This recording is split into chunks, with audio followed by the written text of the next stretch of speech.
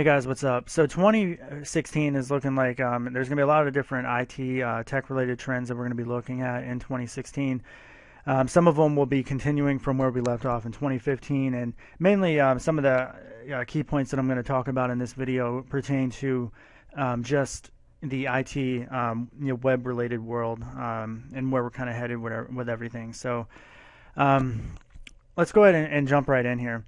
So the first thing we want to look at is whether or not more IT jobs are going to be pushed overseas. So this speaks really to the United States or the Eurozone.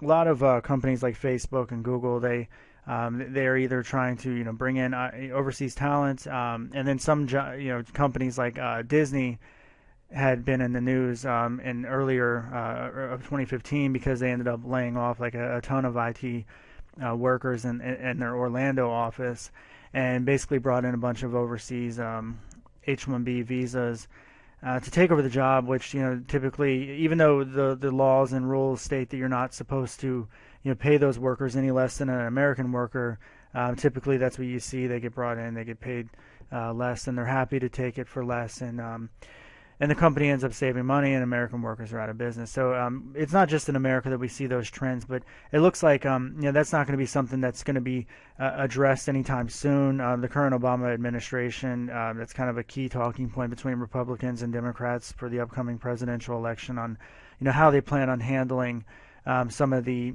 American IT workers that are either being laid off or having their wages suppressed. Which doesn't happen everywhere, but there are reports of wages being suppressed due to overseas workers being brought in. So we'll probably continue to see more jobs like that being pushed. A lot of jobs for like testing and things like that. Companies are already pushing those jobs overseas. So that's always a concern on an American IT worker's mind, and will continue to be in 2016. So responsive web design is still going to be a popular buzzword. Responsive is not going anywhere. Here's an example. This is a template here, and what you have is you have this full screen technology that ends up being morphed down to a much smaller version, so that the same exact CSS and HTML code that makes this work on a desktop and look very good also looks very good and functional on a mobile device. So the key is that you don't have to have an end user download an Android app or an iPhone app or a Windows app to be able to view the website in this way. So that's definitely going to be a trend that you see. A lot of websites still haven't adapted to the responsive world yet, but you'll continue to see that into 2016, and that's definitely going to be something that's in demand. So what we're going to see in 2016 and what we saw at the midpoint of 2015 was that Google finally announced that more people were using the Google search engine on cellular devices or mobile devices, which includes tablets, than compared to the desktop app, and that was the first time that we've ever seen that. It's been a speculation for a long time now that the way of the world and the way of the internet is going to be based on mobile devices and handheld devices.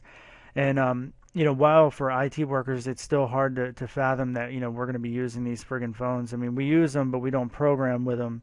And to date, there's no cell phone or tablet or anything that can compete with a desktop PC when it comes to actually coding. But the bottom line is that most people aren't coders, and they're just using their phones to check Reddit, or they're going to buy their movie tickets from Fandango through the mobile app, or either just the mobile website. So the bottom line is most people are using their phones for the internet nowadays. It's probably about 55-45 at the moment, and it's going to grow into 2016. So you definitely need to cater your website towards a mobile audience. So we're probably going to continue to see the iPhone and Windows phones losing market share to Android. iPhone specifically, because Windows never really had any sort of stranglehold on the market. The iPhone, obviously revolutionized the smartphone and really leaped Apple forward. However, Android has a dominant market share in the smartphone industry and will continue to do so into 2016. There's just way more Android devices out there than there are iPhones, so Apple can't possibly keep up with the open source nature of the Android SDK and operating system. So 2016, and you could argue that 2015 was as well, maybe even 2014. But you're going to continue to hear more about big data. So really, what that pertains to is we're looking at products like IBM's Watson, which is IBM. IBM's been losing money for something like 16 quarters in a row or something like that. They've laid off 50,000 employees. They're struggling to try to adapt from their typical IT industry. And Watson is a big bet for them. They're using Watson, which is supposed to be artificial intelligence, which is basically an API, and they're working with all kinds of different industries, from medical to restaurants and food ingredient type websites and things, in order to be able to use machine learning and big data to be able to find better ways to handle business processes, and not just necessarily businesses that IBM knows a lot about.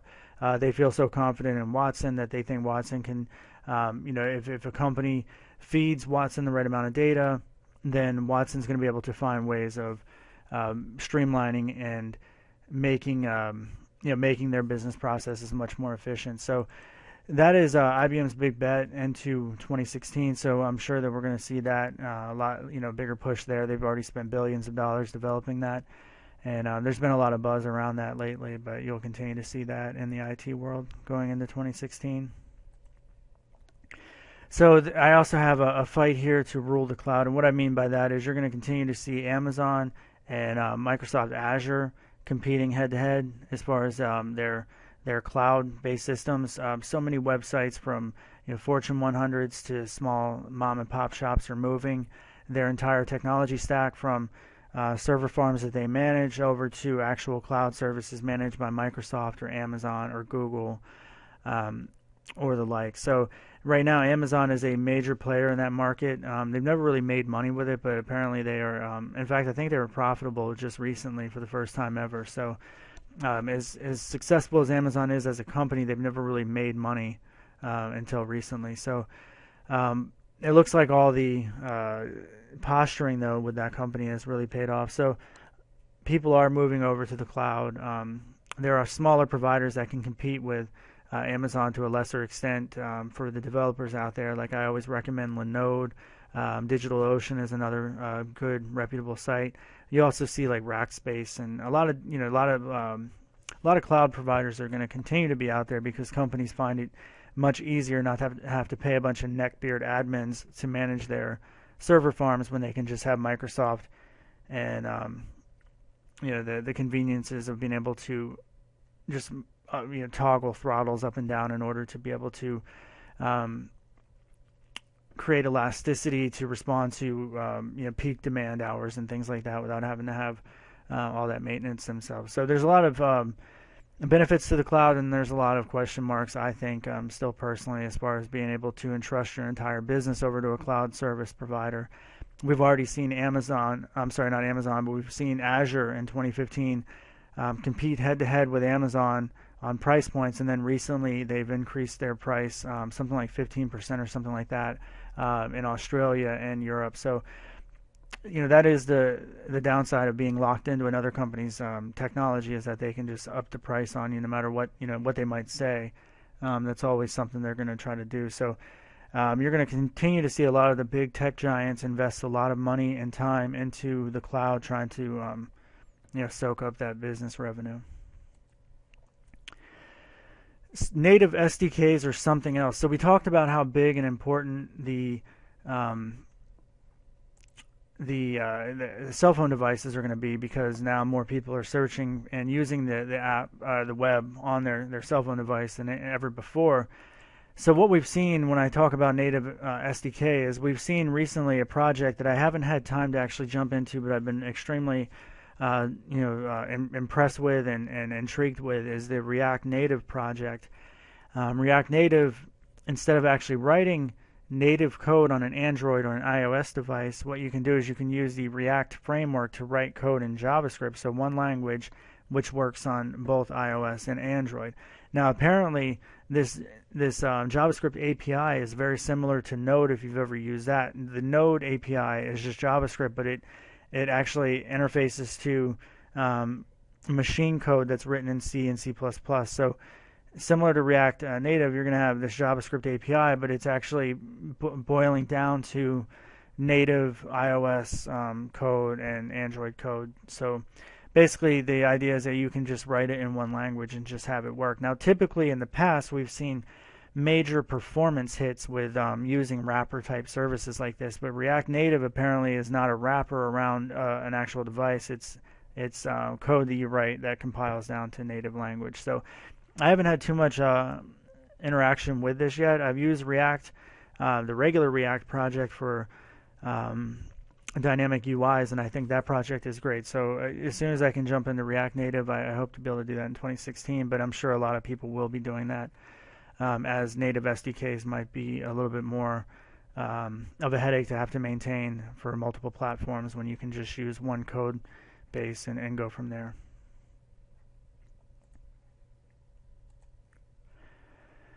Now, in that regard, we've also seen Swift arise in 2015. Swift was Objective-C, or Apple's replacement for their Objective-C language, which is a terrible language in a lot of ways. And Swift is supposed to be like their Python type replacement for Objective-C. So you're going to continue to see Swift take away from the Objective-C market share, and eventually you'll see that rise in the TOB index inside the top 10. Most likely surpassing, I would say, Python in 2016, but at the same time, it doesn't mean that Python's in any less demand. It just means that Objective-C right now is being split with Swift, and eventually will retake that position that it had before Swift ever came along. Now, Microsoft has never really been able to gain a lot of traction with their Microsoft phone, and their Surface tablet and things like that is making some headway, but they still don't have a large market share of the mobile world.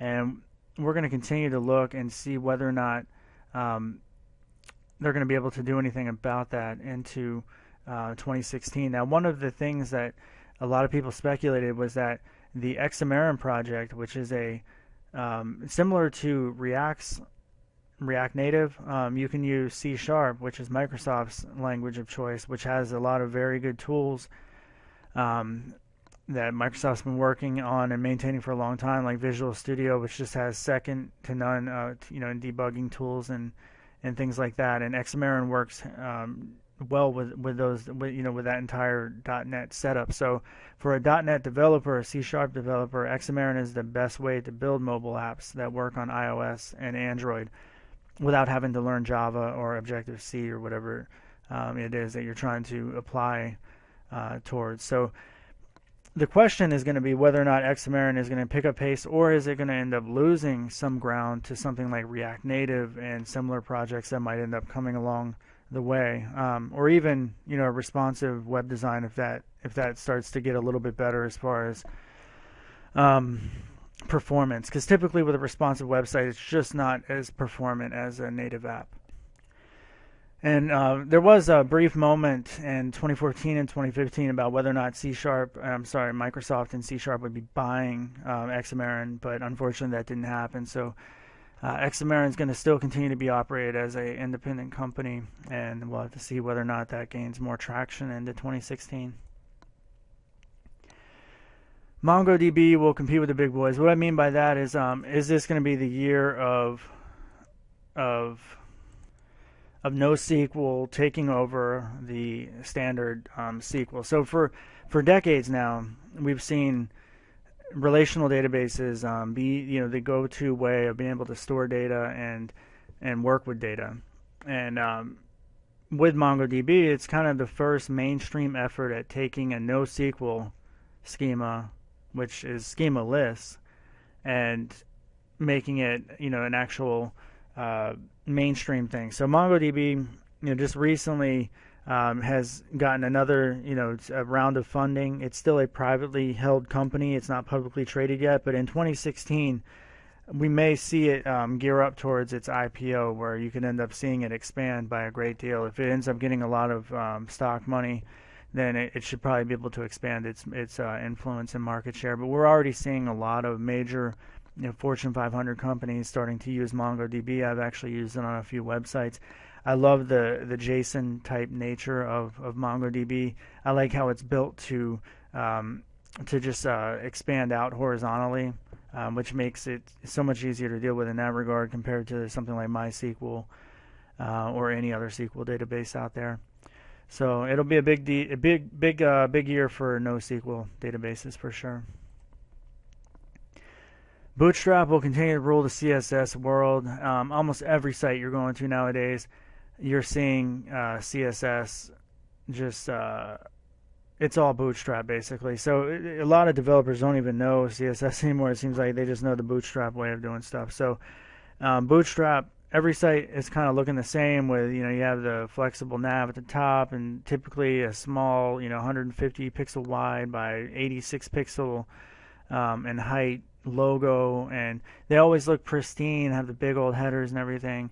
And they're usually the nice carousel and all that stuff, but every one of the sites looks the same. It's because they're all using Bootstrap, and everybody's going to continue to do so. The ones that don't use Bootstrap will start using it, and the ones that do use Bootstrap will continue to use it. So that brings me to the point that media sites are going to have to step up their game. For a long time, it's been Bootstrap makes it easier to compete with main sites. So if I'm going to do a movie site, I can compete pretty well with Rotten Tomatoes, maybe not on content, but as far as look and feel and things like that. I can build a pretty decent looking movie website or something like that, or if it's music and MTV. So it's been easy for web developers to just build a beautiful looking site that can compete with some of the mainstream guys out there. That doesn't mean that the content is good and that we're going to get a lot of traffic from doing it, but Bootstrap makes that entire process easy. But what we need is we need sites to step up their game as far as how they're being presented to make it a little bit more challenging for a web developer. Basically, just create a better user experience than what a typical single Bootstrap developer could do. Now, one such example of what I'm talking about here's a New York Times article from just a couple of days ago about, are the Marshall Islands disappearing? And when I load this page up, I have this full screen width. You have this animated GIF that you can see the waves coming up on the island. And this is just absolutely amazing UX. This is a great experience here. Look at, this video didn't even take load. It just does it automatically. It's using the best of what HTML5 has to offer, and it's just truly a mesmerizing user experience. And that's not something that's easy to do. And only a renowned newspaper like the New York Times would be able to pull something like this off, at least easily. So, they have the resources of providing a better user experience. And maybe, maybe some developers and smaller, mom and pop shops can try to build something similar. But it's going to be tough to compete if they're doing something like this on a consistent basis. Because where is a mom and pop shop going to be able to get footage like this? Only New York Times has, the ability, for the most part, to be able to get some of that great footage. So you're going to continue to see just amazing UX. On that front, you're going to also see sites try to do something different. Here's Bloomberg. They did a major redesign earlier this year, and they went to this almost old school, large, ugly blue HTML font to try to make things stand out. They use this cute animated GIF for a 404 page not found, and we've never really seen UX like this before. In the web world. It's not like we're taking a step backwards and using marquee blinking lights around our divs like we did back in the 90s, but this is something that is just trying to make companies need to stand out, especially if they're in the business for media and content. You have to be able to stand out, and that's one of the things that venture capitalists have said, that for 2015 and beyond, one of the things that they stay away from is content-related sites. So if you're like, hey, I got this great, music website idea, blah, blah, blah, users are going to be able to contribute, and blah. The bottom line is a lot of venture capitalists that know what they're talking about, they're like, yeah, I'm not going to get involved in that game, because content is, what they said was content was king, but shit content doesn't get you anywhere. So the good content is going to have to come from these major sites that are paying some of the best journalists. I try to write personally, and I've blogged and things like that, and it's just, you're not going to get the same level of professionalism that you would get from an actual experienced journalist that writes for one of these major publications. So if they can continue to write good content, mix that with great media like I just showed you, there's no way some of these smaller content related sites are going to be able to offer the same type of user experience. So we'll see where that goes in 2016. I'm really curious about that. Now, another thing on this note is that ad blockers are crushing revenue right now. I've felt it. Anybody that's owned a website that relies on media and ads has felt that. Web blocker or ad blockers are all over the place. We're going to continue to see that in 2016. You're going to continue to see revenue decline in the web content world. So it's another reason why venture capitalists have said stay away from content-related sites. Now, this is another little thing that I want to mention. Font Awesome, you're seeing this everywhere, just like with Bootstrap. If you haven't used it, you should use it. It's very simple, but it's all about using icons. So there's all these different icons. They update them all the time, and it's just it just makes your site look really good. So definitely check out Font Awesome if you've never seen it. Everybody's using it, just like Bootstrap. All right, guys, that really wraps up my video here. So these are just some of the UI and IT-related tech trends that I foresee into 2016. I'll probably do another video because I have a whole other list that I didn't even get to, but I can't make this video too much longer than what I have it right now. So I'm going to go ahead and cut this off. Let me know what you guys think. If you guys disagree or if I miss anything, just feel free to leave a comment. I always try to respond to everybody. And I thank you for everybody to everybody who's watched this video. You didn't have to do it, and I appreciate that you did. So have a good day, guys. Please subscribe and take care. Bye.